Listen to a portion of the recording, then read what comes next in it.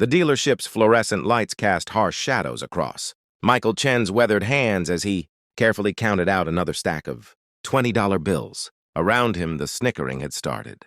Small, a suppressed laugh from the young salesman. In the corner, a knowing look between the finance manager and the receptionist. By the time he reached the third stack, placing each bill with deliberate precision on the gleaming showroom desk, the mockery had grown bold enough to echo off the polished marble floors. "Sir, we take credit cards here," the salesman said, his voice dripping with barely concealed condescension. "You don't have to do this." Michael looked up, his dark eyes steady and calm. "I know," he said simply, returning to his counting. "But this is how I want to do it." What they saw was a middle-aged man in a faded flannel shirt and work boots scuffed from years of labor, his jeans bearing paint stains that no amount of washing would ever remove. What they didn't see was the story behind every single dollar that now lay spread across that desk, a story of sacrifice, determination, and a father's unwavering love for his daughter. The car in question was a modest silver sedan, nothing flashy or extravagant. It wasn't the sleek sports car that wealthy parents might lease for their teenagers, nor was it the luxury SUV that dotted the parking lots of the local high school. It was reliable, safe, and exactly what Michael's daughter, Sarah, needed as she prepared to start her nursing program at the community college after Christmas. She'd been taking 3 buses to get to her current job at the diner, waking up at 4:30 every morning, studying between customers, dreaming of the day when she could afford her own transportation. She didn't know her father had been planning this for 3 years. "Is this some kind of statement?" the finance manager asked, arms crossed, a smirk playing at the corners of his mouth. "Because if you're trying to prove a point about—" "I'm not trying to prove anything," Michael interrupted quietly, his hands never stopping their methodical work. "I'm buying a car for my daughter's Christmas gift. That's all."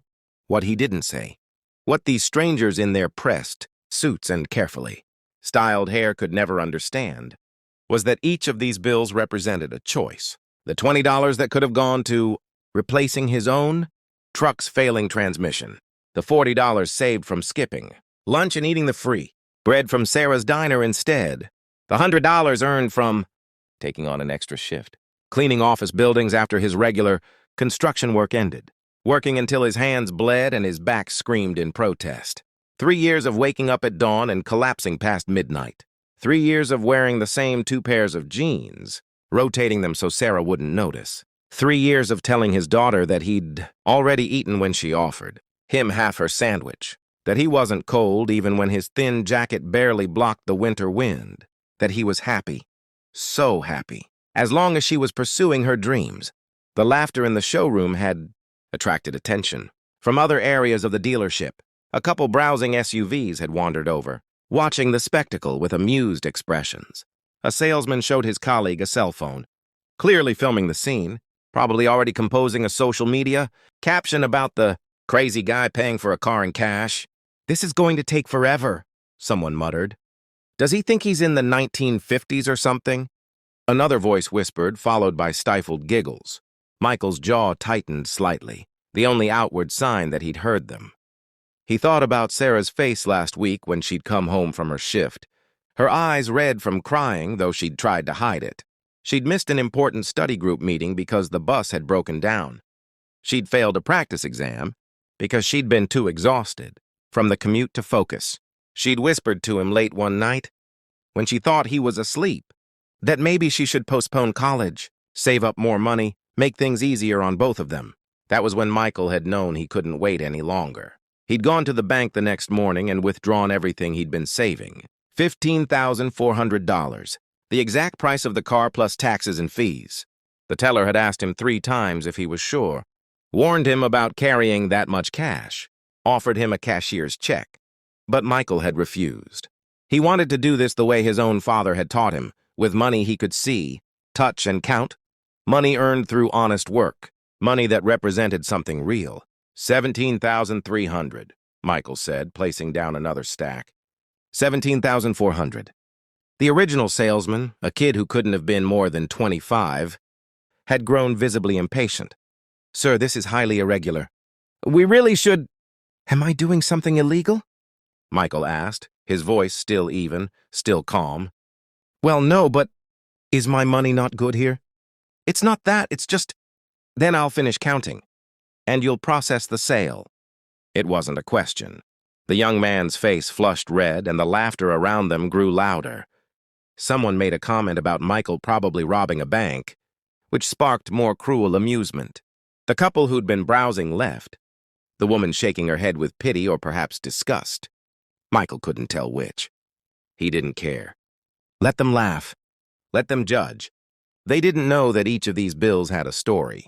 The $200 from the watch he'd sold, the one his own father had given him, the $500 from finally fixing and selling that old motorcycle he'd been keeping in the garage, the one he'd planned to restore and ride again someday, the $1,000 from the vacation fund he'd been building, the trip to the coast that Sarah had wanted to take together, the trip he'd quietly abandoned so she could have something more important. Every dollar was a piece of his life, willingly given. $15,400, Michael finally announced, placing down the last bill. Exactly. The showroom had gone quieter now, the entertainment of watching him apparently wearing thin. The salesman began counting the money with exaggerated slowness, his fingers moving through the stacks with theatrical precision, clearly trying to make Michael sweat, to make him feel small. But then something shifted. An older man in a well-tailored suit emerged from one of the back offices. Unlike the others, he wasn't smiling. He walked directly to where Michael stood, his expression serious, his eyes taking in the scene with a gravity that silenced the remaining chuckles. I'm Robert Harrison, he said, extending his hand. I own this dealership. Michael shook his hand firmly. Michael Chen. Harrison turned to the young salesman. Is there a problem here? No, sir, it's just... He's paying in cash and when did we stop accepting legal United States currency? Harrison's voice was sharp now. The salesman's face went pale. We don't, sir, I just thought... You thought wrong. Harrison turned back to Michael, his expression softening. Mr. Chen, I apologize for how you've been treated in my establishment.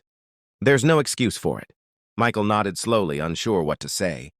Harrison looked down at the money spread across the desk. May I ask what this car is for? My daughter, Michael said. She's starting nursing school after Christmas.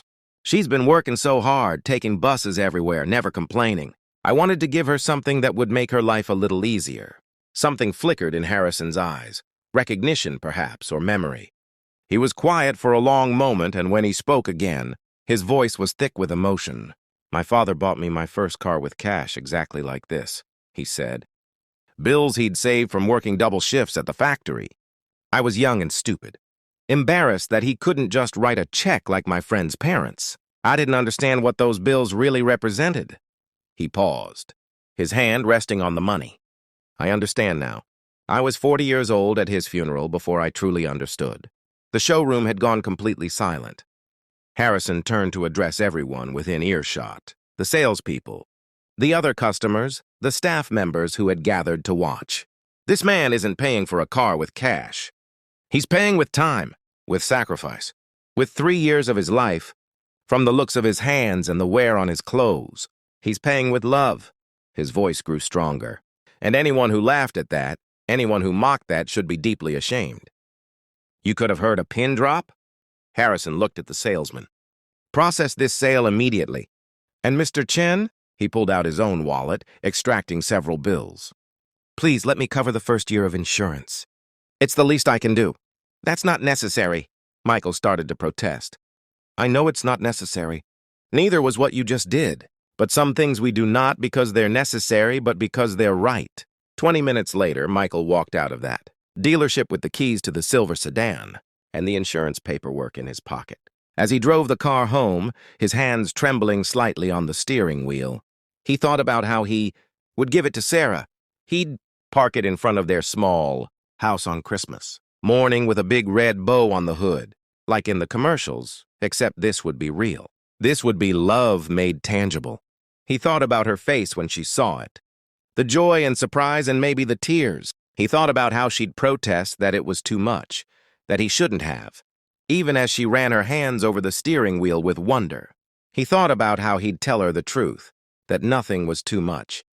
that she'd earned this through her own hard work and dedication, that he was just helping her along. The path she'd already chosen, with such courage and determination. Most of all, he thought about what Robert Harrison had said. Some things we do not because they're necessary, but because they're right.